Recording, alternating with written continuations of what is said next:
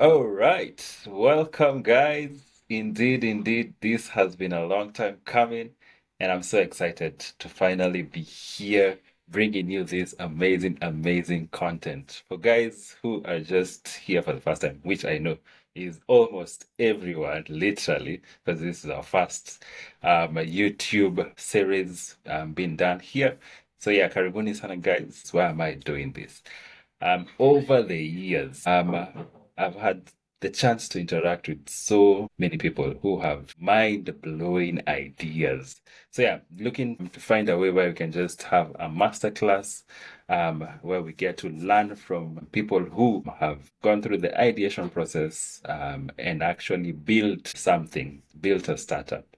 So yeah, doing this for me, to just understand what it takes to eventually build a startup, from the ideation process to the literal building and eventually to running and scaling a startup. So yeah, this is more or less a masterclass, and I'm sure it will help me. And I know in the next few years, most probably you guys will see me running a startup, and will not be a crack on and catching in into several interviews. You guys will have you'll know the journey I took to eventually get to where I am, if I'll be a big time CEO for that time. So this is the journey I took. This is our first video. And in case I don't make it, I know it will help out somebody else. So yeah, basically, this is a masterclass. And our first guest here today on I Have an Idea, the startup series, is somebody I look up to. We have been planning and planning this for years. Literally, this has been years in the making. 5+ years. Procrastination is the mother of all disasters. They did not lie, and they said that. And I've been procrastinating year after year, but we are here and we thank God. I'm in a push to eventually finally even doing this. He's a man of many hats. He wears so many hats, and I don't know if you'll get a chance to talk about the different hats he wears. But acha nisichukue spotlight ni yake leo. Ladies and gentlemen, help me invite our first guest, the ideator himself, Sebastian Davis Ngida. Yeah. I know. Side effects coming out. Usijali, niko na audience pia huku nyuma. They're hearing me out. Fans wako area. Live audience. Live audience. But anyway, thank you so much. Seb, take the floor. Give us a brief introduction of who you are and what you do, and then we'll kick off the conversation from there. Okay. So my name is Sebastian, Ngida Sebastian. For purposes of this interview, uh, I am an ideas person. And the reason why I identify as such is because I'm a huge believer of thoughts and thought processes because I believe like that is where things are made. Anything you interact with, be it the headphones you're wearing, be it the t-shirt you're wearing, be it this pen I'm holding, it started out as a thought. And I have this kind of arrogant mindset that says if someone else thought about something, I too can think about something and actually build it. And even like in the intro, when you are saying, there's a line you said, which was, even if I don't make it, someone else will use this content. For me, that is a mindset that should not even be existent. Just having that audacity of saying, I mean, why would you not succeed, you know? So I'm an Yeah, for ideas sure. person and I kind of use that as an anchor or a pillar into my entrepreneurship journey.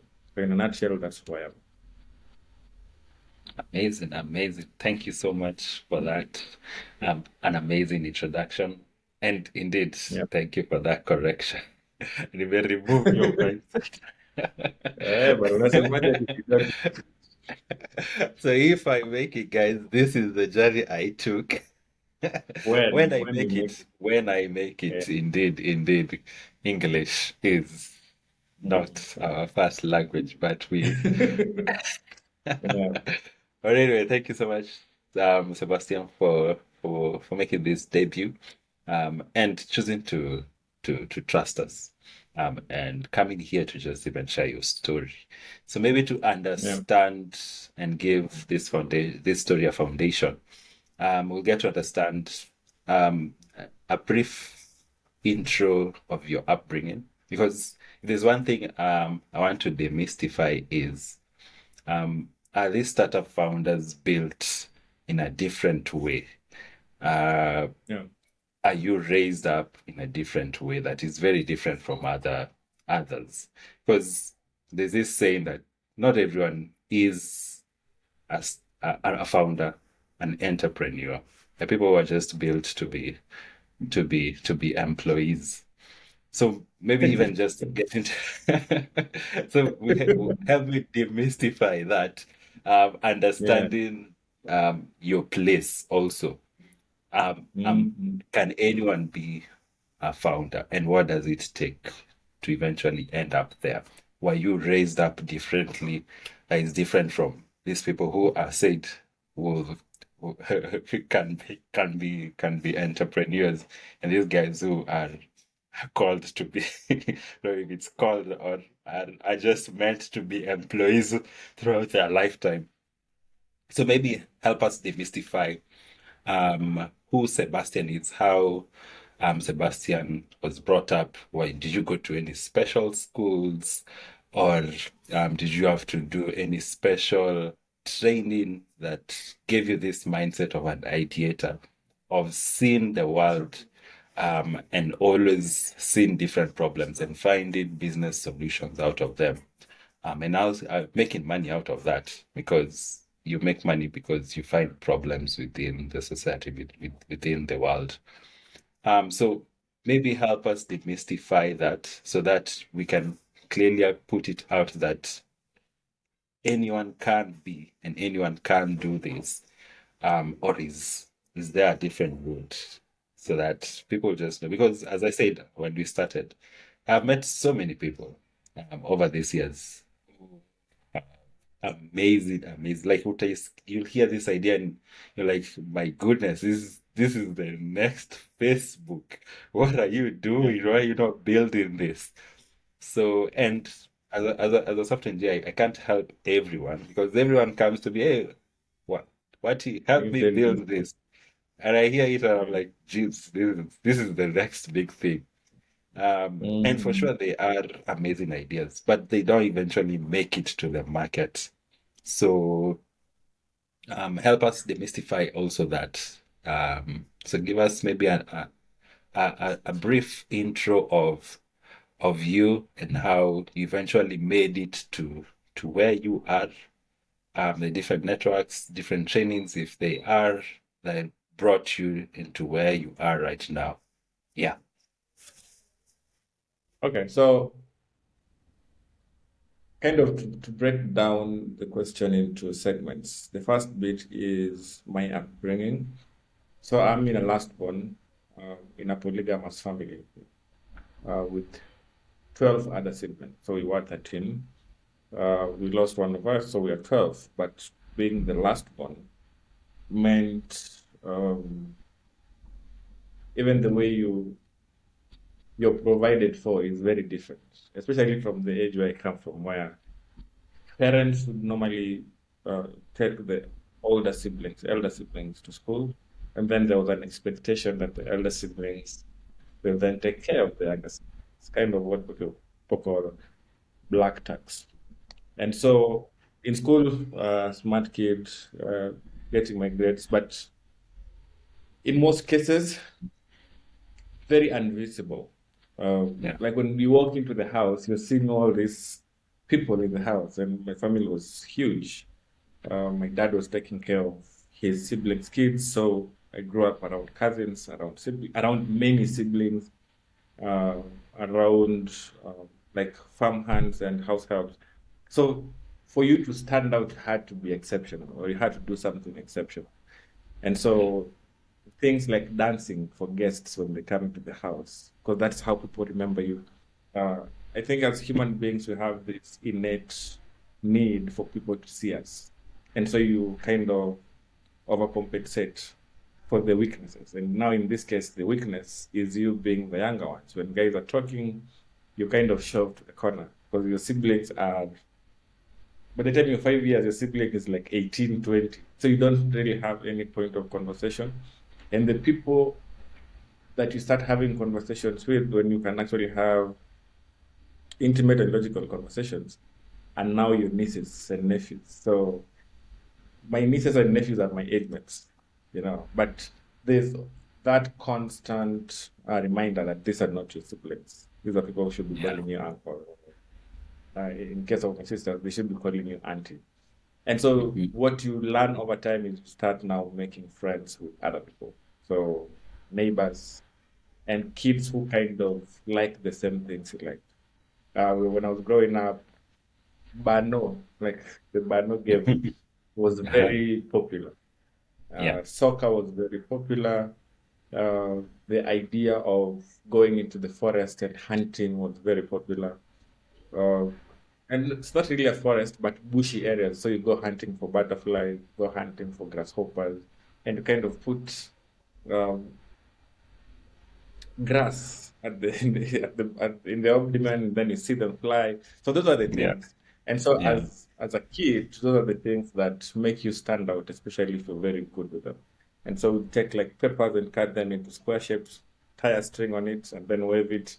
And what would happen is butterflies would start chasing after that uh, piece of paper because they thought this is one of us.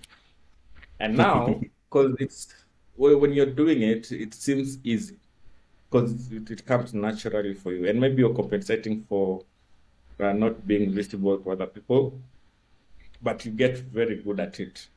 And so what would happen is the kids who could not do it would then be like, can I give you my ice cream in exchange? Or I have this tubo. Can I buy you ice cream and then I can play with your butterfly? Can you be on our team for the Bano games? Can you be on our team for the soccer games? But I was very crappy with soccer. Uh, but you see, also, you're doing all these things because you're seeing that as something your brother does. Case in point, something like soccer. I tried playing. I think I have two left feet. I could not play soccer, you know. But Yeah.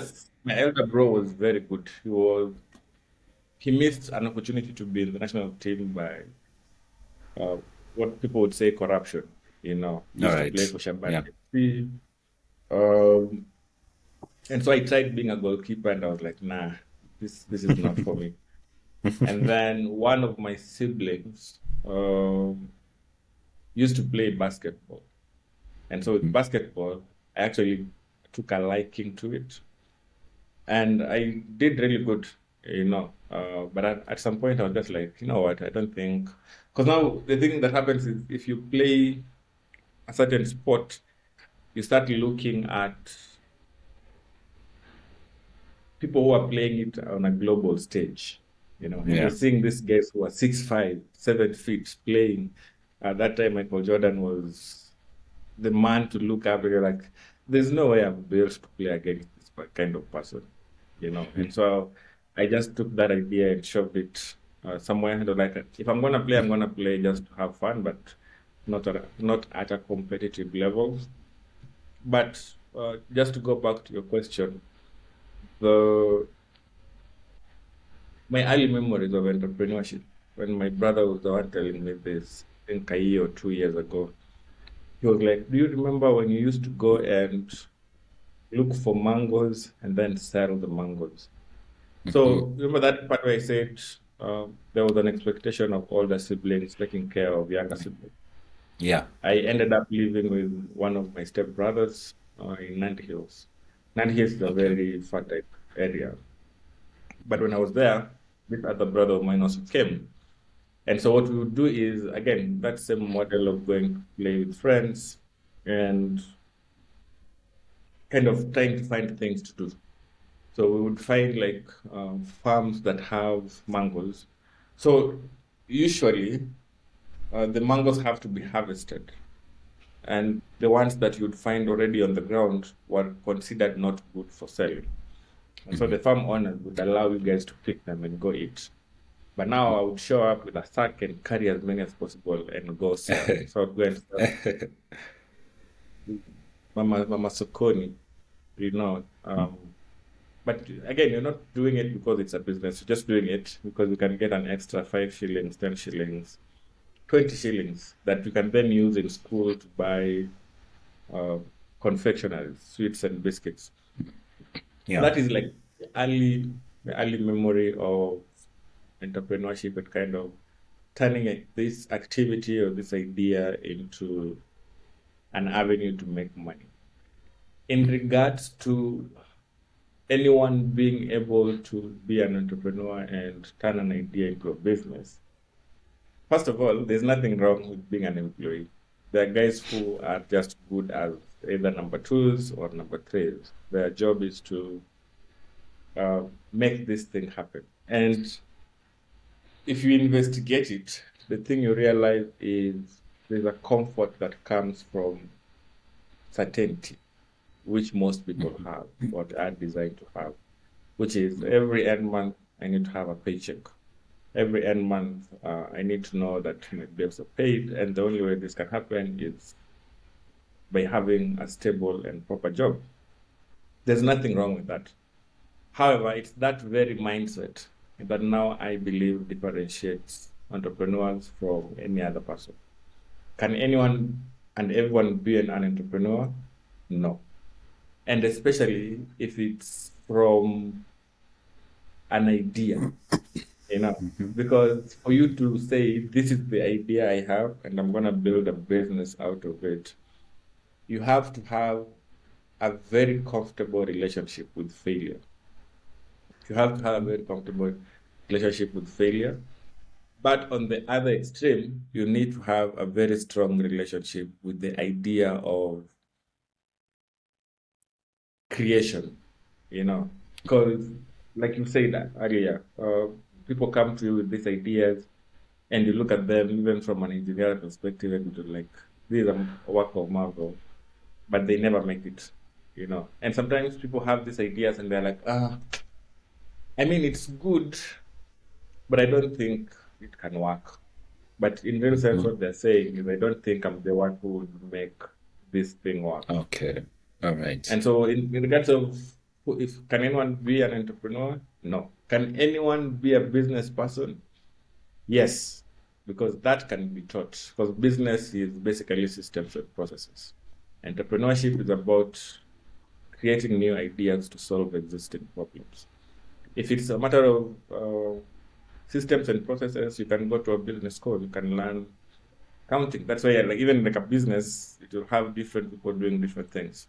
You'll have someone who's good at accounting, someone who's good at logistics, someone who's good at management, like people management, someone who's good with HR. You bring all these people together, and then the business is in existence. In terms of starting from idea to that now business, you have to be of a certain mindset that I don't believe everyone has.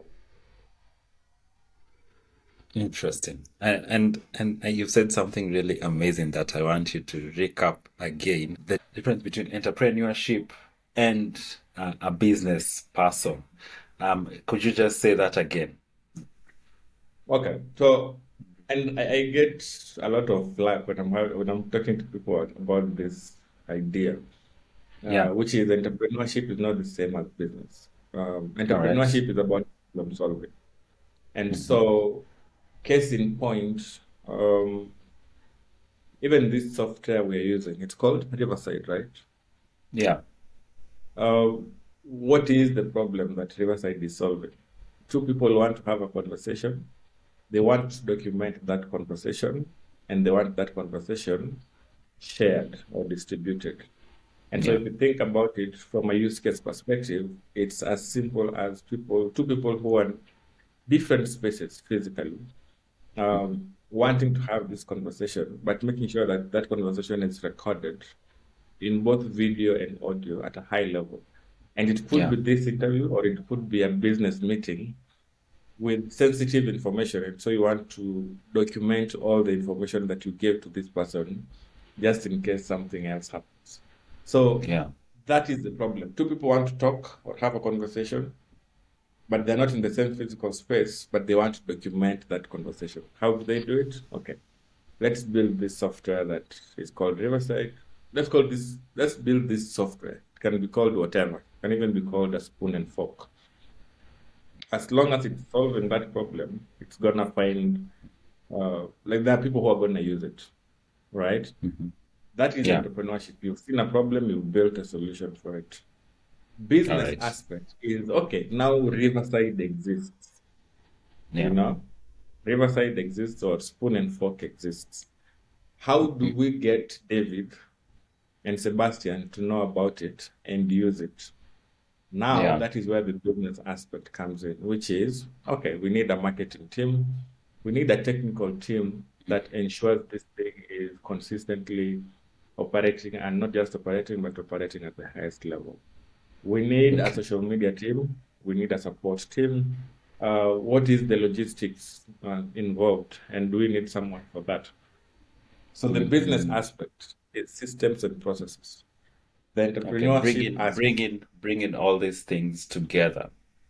yes, systems Um. and Uh, processes. okay. Entrepreneurship is Mhm. building a product that solves the solution. Because if you don't do it, it's not gonna be existent, you know. Mhm. Uh, Okay. or someone else is gonna do it, you know. Because even this very solution exists. It exists in Zoom, it exists in Google Meet, it exists. These are now different variations of the same thing. But Yeah. again, just because Zoom exists does not mean Riverside cannot exist. And the way True. for them to exist is now where the business has to coexist is where now the business aspect comes in. Because now the business people, especially the marketers, they're gonna be like, okay, we've gone out there and our enterprise customers are saying they would want this and this feature. All And right. their communication needs to be now taken to the technical team. Again, the person who builds the solution does not need to be the person who maintains it. And the first aspect of the solution usually is not the exact solution that people are going to experience years down the line. Even in the introduction, we are talking about the next Facebook. The Facebook I used in 2008 Mhm. is not the Facebook Mhm. that exists now.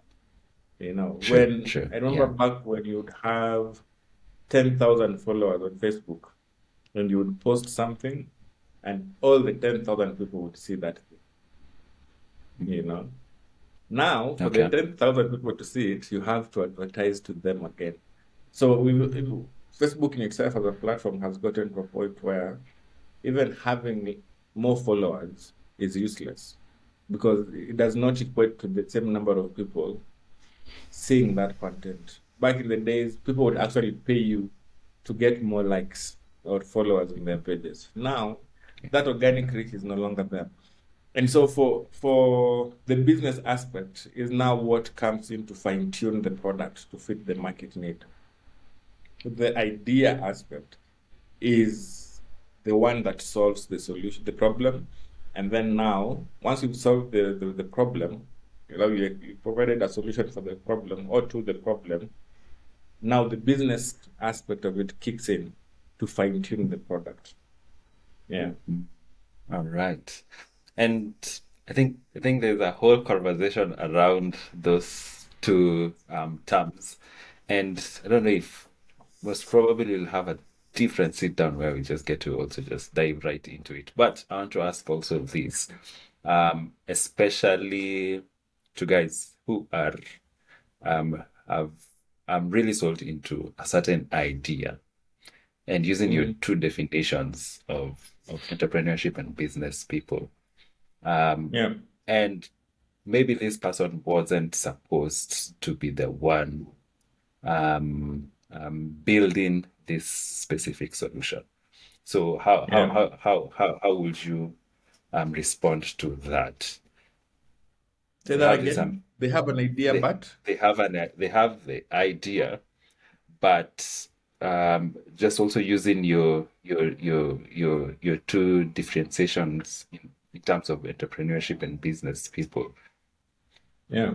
How would you respond to this person who has this idea but lacks the entrepreneurial part of them, basically? I don't know if I make sense. Yeah. Mhm. So the way I look at entrepreneurship, and this again might vary based on who you're talking to. Mhm. Your entrepreneurship mindset is not your business mindset.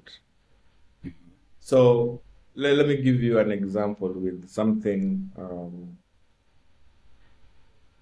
I've built, Mhm. yeah, All right. which is GoodStill.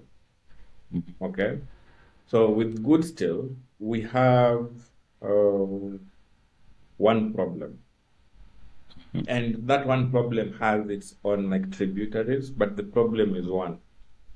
As an individual, when you have clothes that you no longer want or need, Yeah. where do you take them? Or what do you do with them? That's the problem. Mhm. So you can come up with no, you have clothes you no longer want to need, you want to get rid of them. So it Yeah. doesn't matter whether you want to donate or sell. You just want to get rid of these clothes because Mhm. you don't even want them in your space. Yeah. And in some cases, it's even for an individual who has been married and the partner Mhm. has died. They don't want to keep these clothes because these clothes are reminders of this other person. This So other what person. they do for in that Mhm. moment, they're not worried about making money from these clothes. They're just worried about how do I get rid of these clothes that I no longer want or need. And even in a lighter mood, which is I was 100 kilograms. I've gone to the gym diligently. I'm now 60 kilograms. The clothes I had when I was 100 kilograms are too big for me now. What do I do then? Or vice versa. I was 60 kgs. I was anorexic. I've figured out a health plan that works for me. I'm now 80. The clothes you Okay. had when you were smaller no longer fit. You just want to get rid of Of them. them. Yeah. So in that case, the entrepreneurship mindset is not in any way related to whether you're going to make money from those clothes or if you're Or going to not. donate those clothes. The entrepreneurship mindset is how can I help you get rid of those clothes? Full stop. Okay. How can I Okay. help you Okay. get rid of those clothes? Full stop. That's where it ends. So I can either show up. Now, this is where the business aspect of things kick in. I can Mhm. either show up, pick those clothes, and go with them, or I can build a platform where you can get rid of those clothes without having to interact with me, you know. Mhm. And then now Okay. the business aspect goes further and now starts asking questions like, Sebastian, if you show up at David's house, there is a cost attached to that movement. How are we covering that cost? If David Mm. wants to use your platform to get rid of these clothes, there is a cost Yeah. attached because you have to build a platform and you have to have servers and you have to have social media platforms that help with that movement. How is that cost being taken care of? Forget the customer for a minute, just the operation aspect of things. Mhm. Now, once you figured out this is how much I spend on helping you get rid of these clothes you no longer want or need, and the cost attached, like the cost attached and the logistics associated with it, I can then now start asking questions like, what does David want in return? Of course, the first Mhm. thing is getting rid of the clothes, but Yeah. what are his other expectations?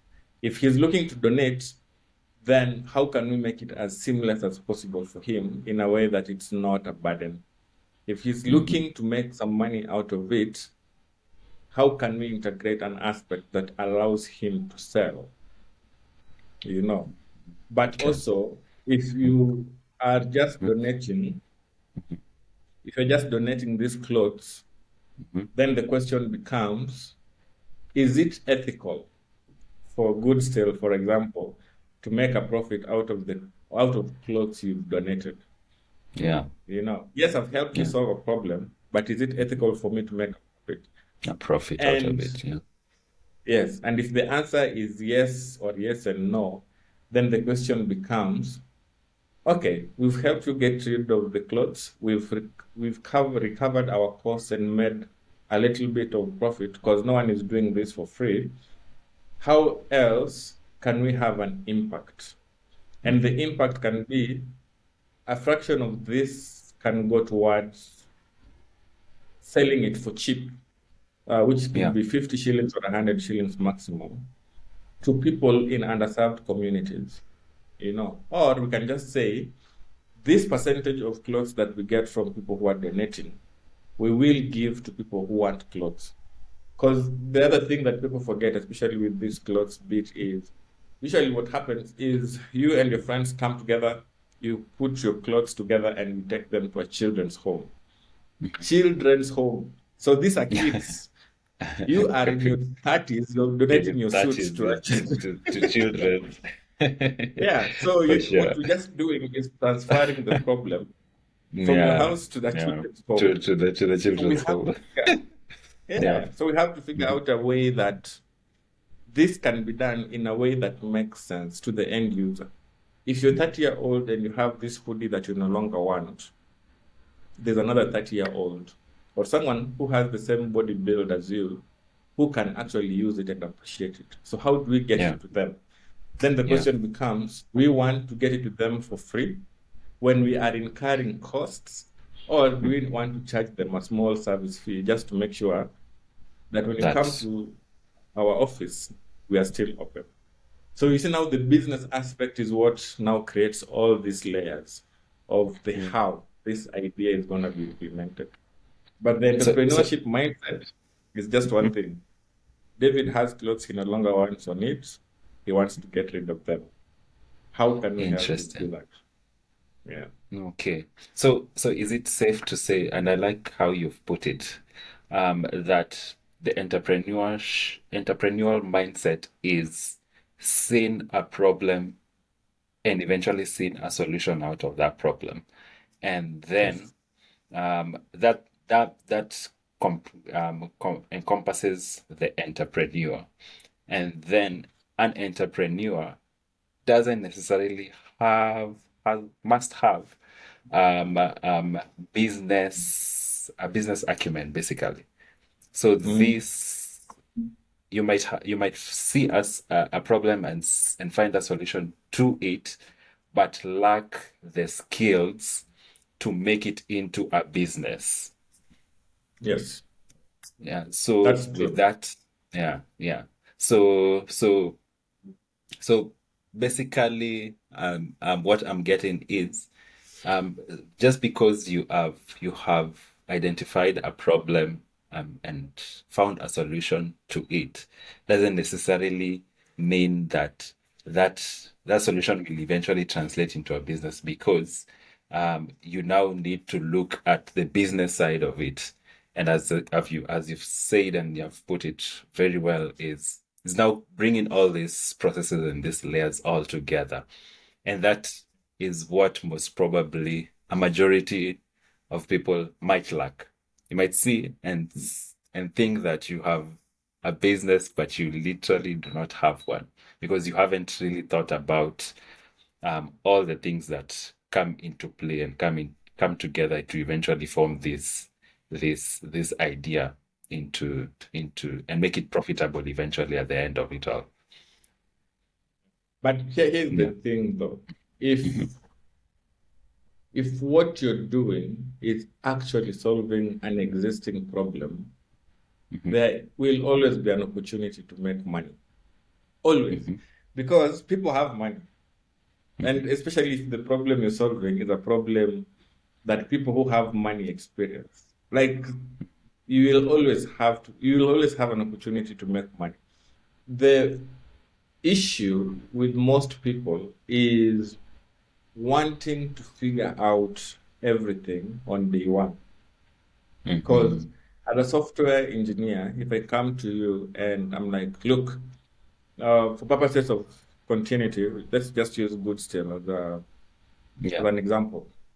And I'm like, look, um, I have this idea. People have clothes they no longer want to need, they want to get rid of them. I want to solve that problem, you know. Mm-hmm. Uh, if I come to you with that, first of all, you have to even see that I'm onto something. Like Yeah. there has to be a very clear consensus that this is an actual problem that exists. And Mm-hmm. that is where even issues of research comes into place. Because at Yeah. times, again, you think you have a solution to a problem Mm-hmm. and you start implementing it without talking to people about it. So Mm-hmm. if I feel like this is a real problem, I need to come to my own senses and be like, okay, this is a problem and it cuts across every age and every gender. But if I'm going to solve it, which age and gender actually Going is to a be. proper fit for me? You know, Yeah. with good still, the thing we learned quickly is people who have many clothes in their closets are women. And it's not unusual for women, even young girls, who have to have many clothes. But then the Yeah. question becomes, will we get people on the other side who want clothes for young girls? And the answer is yes. But a huge majority is women who are in their 20s and 30s because of fashion sense, because their body is changing, they're transitioning from girl to woman, they're transitioning from woman to mother. So there's a lot of change. So naturally, they have a lot of clothes. And so once we identify that market, then you're like, okay, how do we talk to these people and actually show them that we can help them solve this problem? So you start looking at people who fit that profile. You know, a sister, you know, a neighbor, and just have like casual conversation and like, what do you do with clothes you no longer want to need? And Mm-hmm. the automatic answer is usually we take them to a children's home. And then when you ask the follow-up question of do those kids fit in those clothes? You see them kind of scratching their head and they're like, actually just Never thought transferring about up. it. Yeah, because it feels good to do that, and you're going with a group of your friends. You go spend a day there, dance and eat with the kids. But what you've really done is just transfer the problem to the children's homes. And Mm-hmm. so, regardless of the idea that you have, it's always good to talk to people who you feel like are directly affected by that problem. And so, if you as again, if you're genuinely solving a problem that exists, you're gonna make money. That is not to say, however, that all ideas can make money. The ideas that they are huge and they are grand, but they're not a real if I don't solve this problem, I'm gonna die or I'm gonna be uncomfortable kind of problems. I was talking to Yeah. someone the other day and they were talking about so what they do is they clean headlights, you know, and they were saying because of these hard economic times, if you think of the Maslow hierarchy of needs, like cleaning headlights is not a priority right now. People are For sure. thinking, I need to pay school fees, I need to pay my bills, I need to. So that is not a priority. But the thing I know is even in this moment, there's someone who has a full closet that they're trying to figure out where do I take these clothes. And the way I Yeah. know that is through our social media. You have like 20 Mm. people saying, can you come pick these clothes? You Yeah. know, why? Because Yeah. maybe they're serving as a memory to something they don't want. Or they just want to revamp the entire wardrobe. Like there's always a reason for guys to want to get rid of older clothes. And that is not to say that it's an everyday problem, but it's a mass Yeah. problem. Hmm. So at any given time, there's going to be someone who wants to get rid of clothes they no longer So, need. However, mm, when you have a good idea, people who have good ideas and end up not being able to turn a profit or to make money from those ideas are people who, first of all, they're just like they've fallen in love with the idea of the thing they're doing. And so they've sat down, they've built a website. That website has like 15 tabs. Each tab explains the solution here and there. Like they have this many things that don't yeah. really make money. Mhm. The thing you need to do when you have an idea is to test it. And the way it's actually called a test for a reason. It means it's not perfect, it's not the final product. And even if it was, as long as it's serving the purpose it's supposed to serve, in a few years' time, that idea will have to shift and morph. Even with M-Pesa, for example. When you started, it was just a USSD thing on the phone of sending money from one person to the other. It's gotten to a point where now you're paying bills with it. It's gotten to a point where now the M-Pesa statement is serving as a financial record where guys can refer to and give you money or deny you money depending on what you're reaching out to them for. And so when you have an idea, the first thing is there a problem? And the thing you need to figure out is, can I make $1 out of Out this of it. idea? Just one. Mhm. Just one. Um, Someone wants to get rid of their clothes. You've gotten rid of those clothes for them. You've solved that problem for them. On the other side, you've gotten someone to buy that piece of clothing or someone to give you donations to enable your operations so that you can give away these clothes for free. Just make $1. And then now the question then becomes, okay, I've made one. How can I make 10? Mhm. So to make 10, I just need to repeat this process 10 times. I've made $10. How can I repeat this $10 process 10 times to make 100? Then repeat the $100 process 10 times 1,000. And then just go doing times 10 times 10 times 10 times 10. That means that once you've made the first dollar, the $10, the $100, you figured out a way for this thing to make money. The Mhm. moment you figure out a way for this thing to make money and it's scalable, you now need to put on your business hat and be like, what do I need to fasten this process? So you're like, okay, I'm the one who's been walking around picking these clothes. Can I get someone to do it? And if I make 10, can I pay them a fraction of that 10? So that takes care of them. And then the more your team grows, you're going to figure out, oh, I need HR.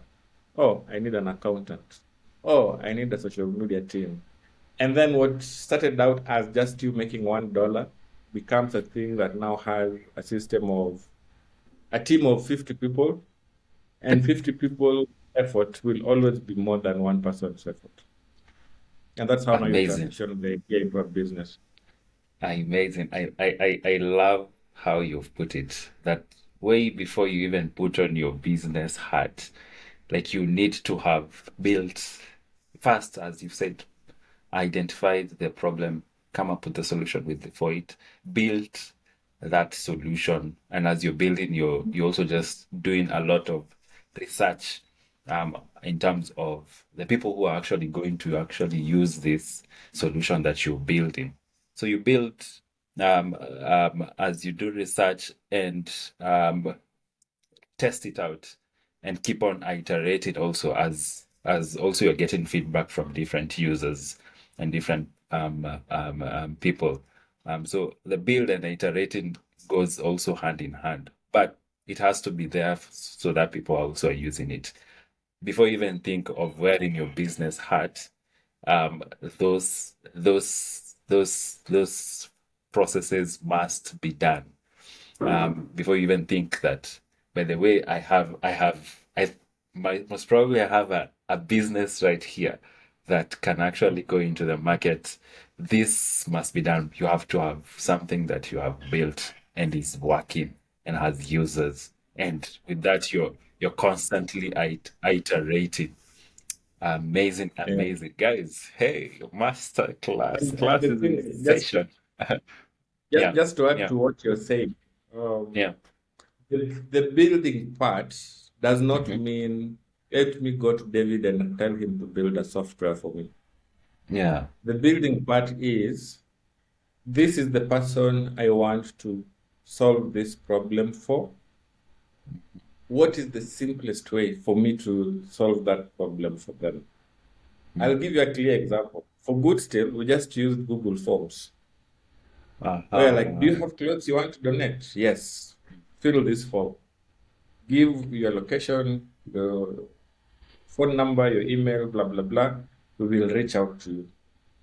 Mhm. That is not a tech product. I mean, it is a tech product, but it's But not a mm, software we had to build. We just used already existing platforms to solve the problem. and I think um the minimum viable product doesn't necessarily have to be a software as you've put it. Based on your idea, you can literally test and see if this solution literally is something that people want, or is it's just Yes. a facade for you. So the minimum viable product can be tested out in different ways. Yeah, it Just can be a understand. Google form, it can Yeah. be a WhatsApp number, like just text this number.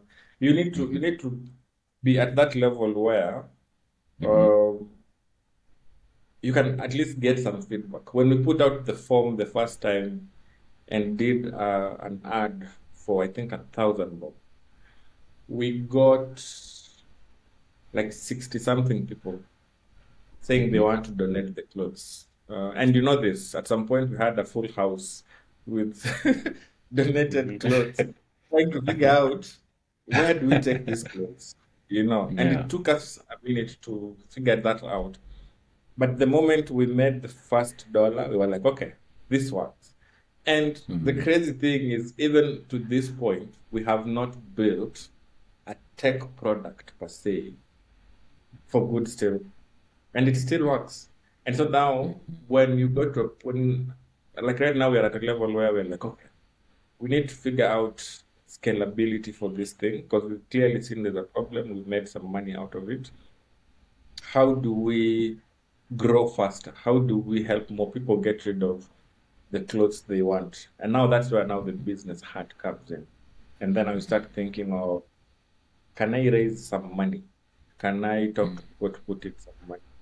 Because you now need maybe a van to move around and collect the clothes, or you need a rider, or you need someone to be at the office consistently to serve the people that are coming in. You need someone who can even put out articles of the impact that you're having. So when you raise the money you're raising, if at all you're able to raise, again, I'm also not a very huge fan of raising, but when the money comes in, it needs to be specifically designed Yeah. to amplify what you are already doing. It's not to build a house in Oshago, which is Yeah. what most founders do. That money is supposed to be okay. We collect clothes from 10 people in a week. How can this money help us collect clothes from 100 people in a week? Yeah. If we collect from 100 people in a week, that means we need bigger storage. So that money needs to go to hiring or renting a warehouse or even building one.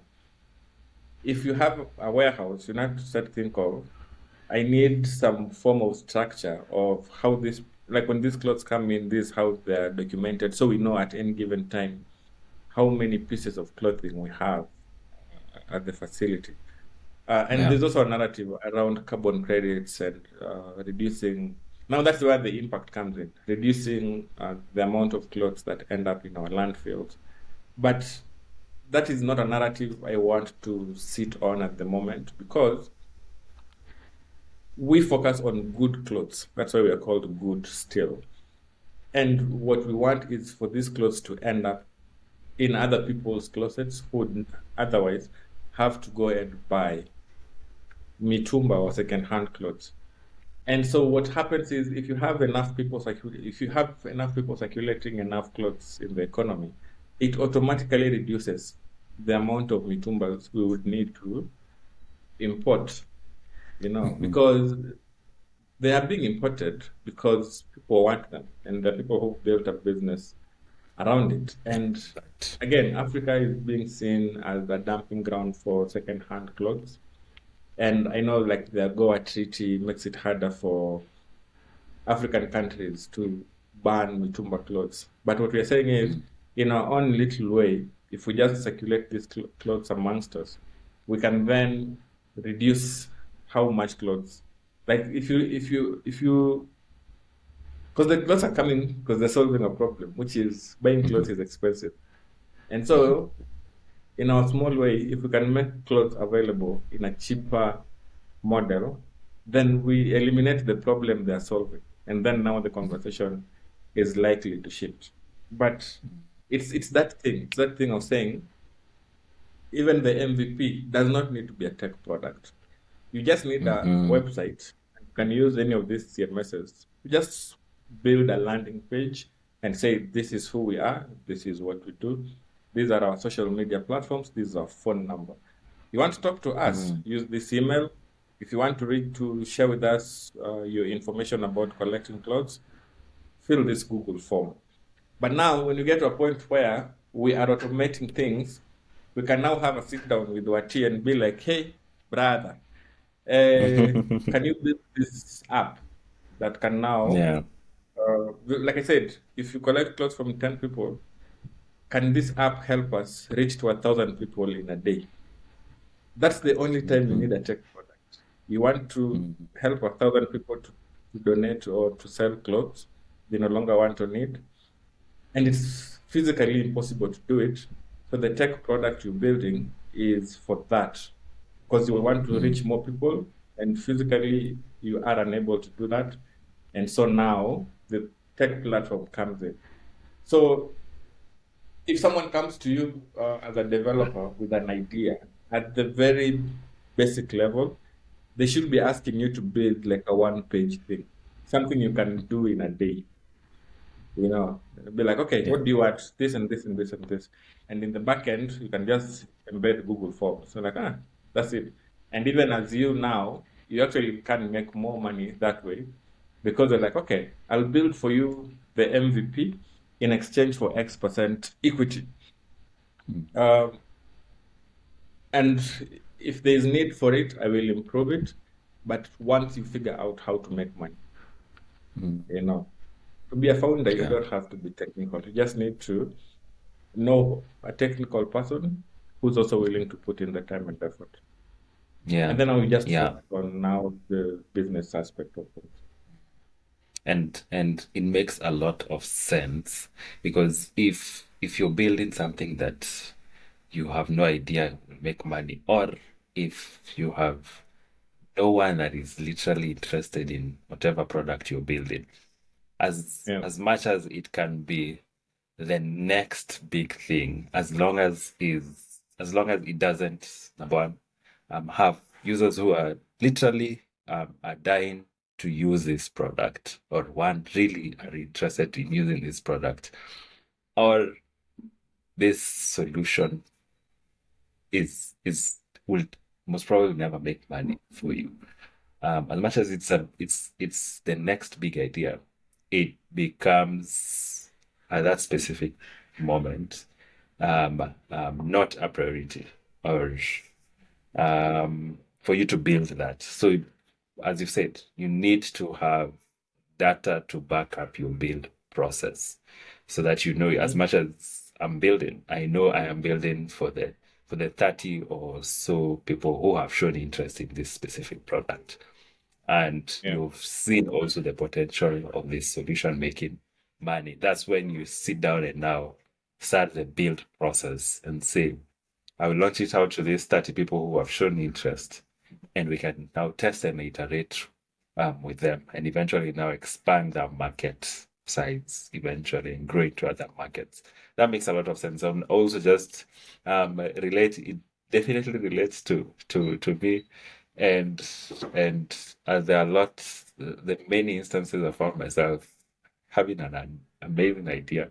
And I'm there often in a folder trying to code that project into being, and most probably will never see the light of day because no one is interested in it as much as it's a good product.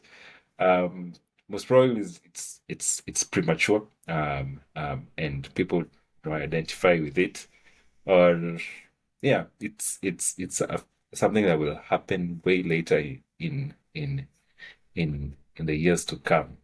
And you bailing it at this specific time doesn't make sense. That makes a lot of sense. Thank you so much for that amazing breakdown. Master class, Maze. Um, those are amazing wisdoms, amazing insights into, and we're just starting off, and we are all down to already 1 hour. We had said this will last an hour. It's 1 hour. Really. And that's just the introductory part of it.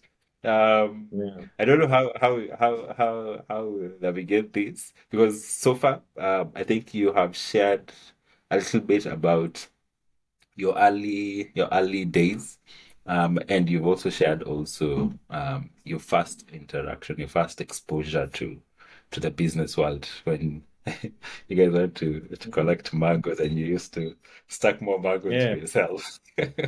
Yeah. But yeah. So and this has eventually led into this conversation about entrepreneurship and business and the differentiation and the different hats that you need to put at different specific times. Um, and I don't know, maybe we can, I don't know. Ah, what do we do? I don't know, do we schedule a part two session so that we can Yeah. finish off, we can fin Can we do can, we can can finish off do a this. part two. Yeah, so the part two now will get to dive into GoodStill. I know you've used GoodStill, which is a company that you founded and you're the CEO. And I know people have you've used that as a case study to explain the different aspects of entrepreneurship Yeah. and business. But you haven't really gotten the chance to break down and introduce the company and you've touched on what you guys are doing, but now a full introduction onto that, and that will come on the part two section of this. So for the part, hey, I know this no structures. Don't judge us, guys. Now, so for the part, With yeah, entrepreneurship conversations, it's very hard to yeah, have like a mhm, structure to it because the yeah, thing you learn and learn very quickly is entrepreneurs are very passionate about what they do, and yeah, especially those who are constantly trying to figure out um, products that have good use cases. Like yeah, there's a passion attached to what it is that we are doing, and so again, the advantage of such platforms is you're able to have a full-on conversation that makes sense. If this was a TV interview, imagine what we've spoken about summarized into a 3 minute or 2 minute interview. I So know. I think even with what you're doing, um, it's a good opportunity for guys who are looking to start out because you can literally sit into a 3, 4 hour interview that actually breaks down the process of building, especially if you're looking to build in this market, because you Yeah, don't have a lot of the models that are being employed by most quote unquote successful startups are borrowed models from the West because we have people from the West who sleep in those models who are willing to put in money, but as an African trying to build a solution to a problem that Africans face, it's foreign. And in a case where your solution is actually challenging um, people from the West, like GoodStill, the very people you're expecting to fund you are the people who want to dump into your country. If you're I know. gonna have that challenge of even raising funding, and so you then start asking yourself, what is a proper way of doing this and scaling it to a point where I don't need outside funding for You me to can be bootstrap sustainable. throughout. Yeah. And the good thing is there are people who are willing to support. And support for us is as simple as, hi, I have clothes I'd like to get rid of. Can you guys come and collect? You know, that is support. The other support is, do you guys have clothes that I can buy? Or do you guys, like an interesting partnership we have with a company called Africa Collect Textiles for the clothes that I know we are good still and we want people to donate good clothes, but people also look at it as an opportunity to declutter. So some of the clothes they put in are not necessarily good. And Yeah. so partnership with Africa Collect Textiles then allows us to get rid of the clothes that people would not wear because they go and repurpose those clothes into other things. And so again, even with time, there's a very clear cognizant aspect of this cannot be a 20-minute conversation or even 40-minute conversation. And so my challenge to you would be Yeah. post this video, interview two people, and then we'll come back and do a part two. Interview two more people. Yes, and then I will do a part two. All right. All right. Because now this thing has been postponed so many times. So let's do a part two after you have interviewed two people. And then we do a part three after you've interviewed three people. All right, I'll give you that because I know what I've That done. is just to be out there Yeah, more. Because again, even with this is entrepreneurship. There's yeah, a problem which is most people want to build uh, solutions to problems, but they don't know how to. So there's a clear market. You might not uh, be curing cancer, but there's someone who's out there with an idea and they're wondering, how do I take this thing and make it and like actualize it? And so this is a problem you're actually solving.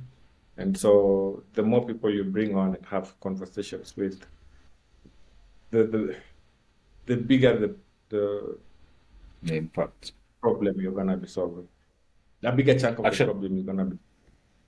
yeah. Actually, one of the main things we want to eventually even see at the end of this all is more garage stories. You know, the Silicon Valley garage stories that we've been hearing throughout. Guys who started small weren't afraid of starting Google, the Amazons, the Apple. Those Yeah. are guys who started small because they had a dying passion for this idea that and this solution that they've found. So it's trying I as mean, much as possible. Yeah, there's another angle to that. If you think yeah. of Amazon, these are people who are being given $1 million by their parents.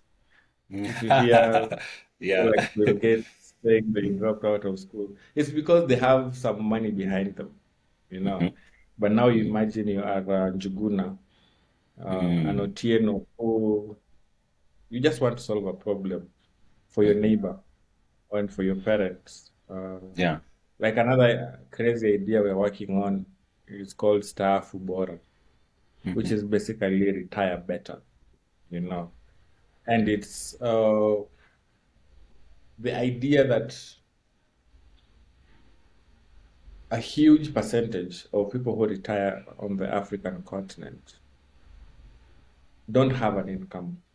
And so there's a growing population of poor retirees on the continent. And True. so how do you make sure that they have money in their pocket? So Yeah. that's something we can talk about in the following episodes. Amazing. Amazing. So yeah, Yeah. guys, we are trying as much as possible to also just to be true Wazungus by keeping time. That's why you'll have to end this conversation today here. But the next structured conversation for sure. with Seb after two interviews with the other two founders. We'll have a more lengthy sit down where he just now breaks down GoodStill and the different companies he's also running. As I said, he's a man of many hats, and um, many hats indeed he wears in terms of um, corporates and also different startups that he is running. So he'll get to talk more about that. And also, as we also just continue debunking this aspect of entrepreneurship and business, and you being also a startup founder. Thank you so much, Sebastian. This has been an amazing, amazing conversation, a masterclass. This should be paid. I don't know. By the time, by the time we, most probably you never know. By the time we're sitting, we're having that sit down with you, most probably we'll have a live an audience with us there who most probably will be paying for this. You never know. But anyway, Yeah. I've learned a lot, and definitely a paradigm shift happening within me. Um, Thank you so much. Amazing Karibu conversation sana. right here. And thank you so much for allowing me to be allowing us this opportunity. You've been our first guest here. Um, there's no structure. I have called and postponed. Just a Um, banter, hanging out, I've called and postponed hangouts. this call for 1 year. Yeah, yeah. Yeah, but It's a thank you good so thing that much. you've started. Huh? It's good that you've Yeah. started. Um, my other challenge, like long-term challenge for you would be for you to put out an episode every week with the intention of hosting a live event, say in October. So even as you post this video at the end, put a poster of I have an ideas conference. I don't know how you're gonna call it, and then put a date. The Now with weekend every episode that garage. goes out, you start building towards that. Yeah. All right, so Amazing. Sawa, thanks so much for having me. I can't wait to Thank you. see the other guys you bring on. Um, with startups and entrepreneurship, it's a continuous learning process. Indeed, it is. So yeah, I'll definitely see you in the next 3 weeks. I'll Okay. take you up on that challenge. Or I mean, I guess here Sawa, every sawa. week. So expect my call on the third week. Okay. And So you that we guys have watching, you should hit the subscribe button so you come back after three. No, you guys come back every weekend. Then after 3 weeks, I'll see you guys again. thank you. Bye. He, he knows better. So he just knows to subscribe. Oh. Let us subscribe. Let us subscribe. There you Guys, go. subscribe when Subscribe. I'm Hit that subscribe. subscribe button. Yeah. Yeah. And stay here for the long run. Indeed, we are going to learn a lot. We're going to experience different mindset shifts. And yeah, let's make it. Let's go out there, build and change the world. Yeah. Thank you so much, Sebastian. Amazing, amazing conversation. See you the next one. Guys.